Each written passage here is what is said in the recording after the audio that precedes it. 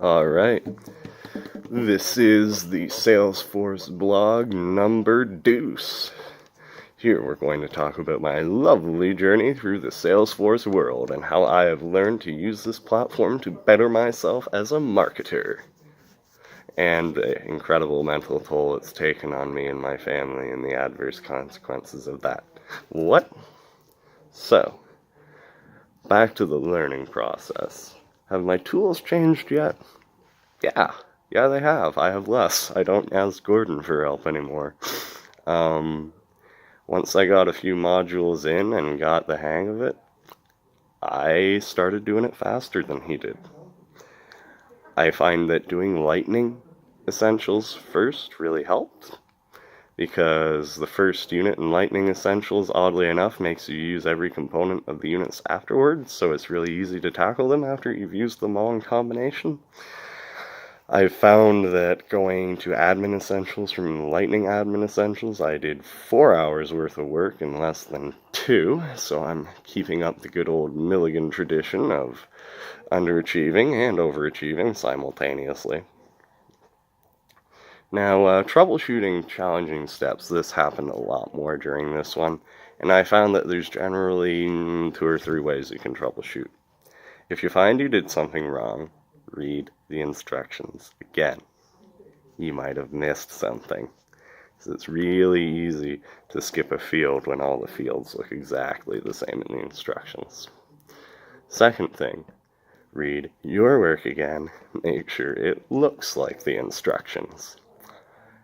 Similarly, a lot of user errors occur in this phase, and I found that it's easier to just accept that fact and move on than try and argue with yourself and figure out what the computer did wrong, because it didn't do anything wrong. It's not a stupid program, it's just a very specific one. Staying on task. Fear is good for that. I have a terrible case of ADHD, and I'm not just saying that, it's been diagnosed, I take medicine for it. So I found that having to do it works, but also secluding myself. I don't work well around other people. I'm a hyper-social person. When I see people, I want to talk, so I like to just go home, sit in my lazy boy, maybe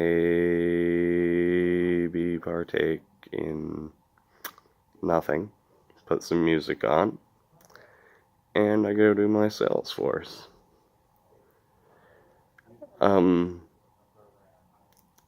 Similarly, I think for staying on task, it's good to keep taking breaks, because the more you get mad at Salesforce, the harder it is to stay on task.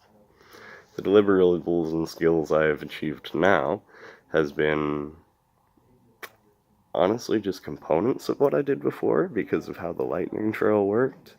And the admin beginner trail was the same thing, except you could do it in Lightning or Classic. And of course you choose to do it in Lightning. Does this make me a better marketing professional? Yeah, I'd say so. I mean, when you have a good idea of how the processes in your company are laid out, you probably have a good idea of how they work. That being said, it's also done a fair bit to dissuade me from being a marketing professional, quite honestly. It is...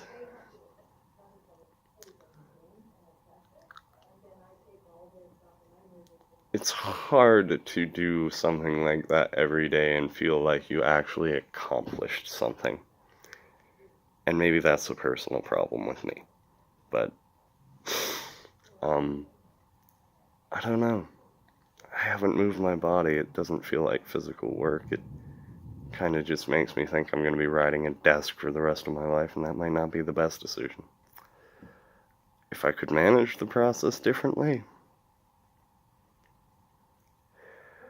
maybe I would have taken this in first year so I would have known. Then maybe I would have switched to carpentry. Or something else that required a little more physical use of the body and a little less hating myself and stressing my own brain. I think by this point in the experience, having 2 of my main trails 80% done and about to go tackle the 3rd one, I mean, there's a good sense of accomplishment for finally figuring a lot of stuff out, but there's also a big sense of why bother? I don't like this. I don't think many people do. And it takes a very special kind of person to be able to go to work every day and think, yeah, we're gonna clean up those leads. No, not me.